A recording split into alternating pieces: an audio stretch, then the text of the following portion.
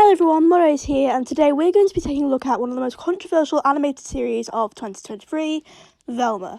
Velma, created by Mindy Kaling, is an adaptation of the heavily popular Scooby-Doo franchise.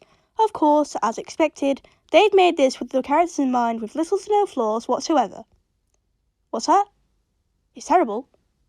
Of course it is.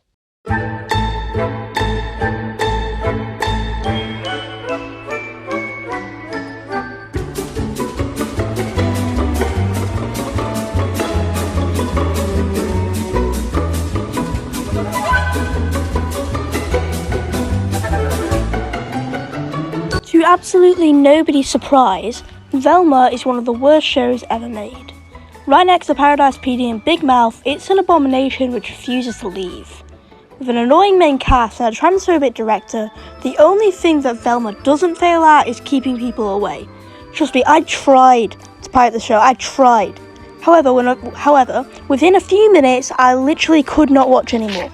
Listen, Mindy, if your product starts to repulse its own target audience, you failed as a writer. At least we may as well be the target audience, considering that actual adults don't even want to watch it. This seems like it'd be right up my parents' alley, but I think the expression on my dad's face when he watched it was enough. The only good thing about this show is that Weird Al is in it, but it doesn't count since he plays a minor character. Honestly, I don't even know if that's a good thing or not. It'd be cool for him to do something major in Velma to lighten the mood, but even then it'd be a waste of his talent. Anyway, what was I? Oh yeah, the main character.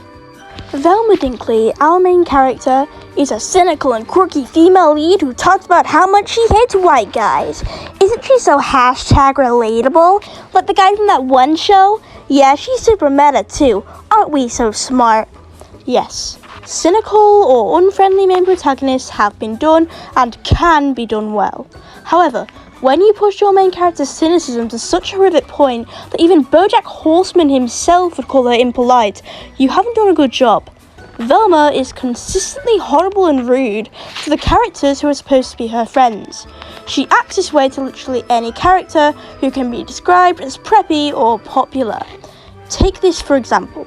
In the very first scene of the show, Velma attempts to cause physical harm to Daphne for no reason whatsoever. Literally only a few minutes later, she makes a quirky wisecrack shortly after witnessing someone's corpse fall out of a locker. Our hero, everyone! Then Velma proceeds to make homophobic remarks towards two lesbian cops and immediately begins to treat Fred horribly seconds after discovering he is taken. I can quite literally think of several ways to fix this character, and your show's episode hasn't even lasted an hour. You can literally retain the entirety of Velma's character by toning down her rude and cynical personality. Take a page from Mr. Ying's book, for example. I talk about the other characters, but they're literally just blank slates. Fred, the smart and warm-hearted planner of the group, has been turned into a blithering rich boy stereotype. Daphne, the girly yet friendly member of the group, has been reduced to a popular girl. Shaggy, the cowardly yet charming go-getter of the group, is now an incel who literally dropped dead for Velma. And Scooby died in Vietnam. Honestly, at this point, what is there to say about Velma? The main character is entitled and just as terrible as the characters who oppose her, and her friends aren't any better. The writing sucks too.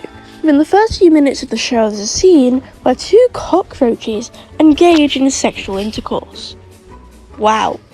How hilarious. Velma, despite its seemingly nice animation style and cast, is essentially a Big Mouth in Scooby-Doo's clothing. With that being said, I don't believe anyone should watch Velma.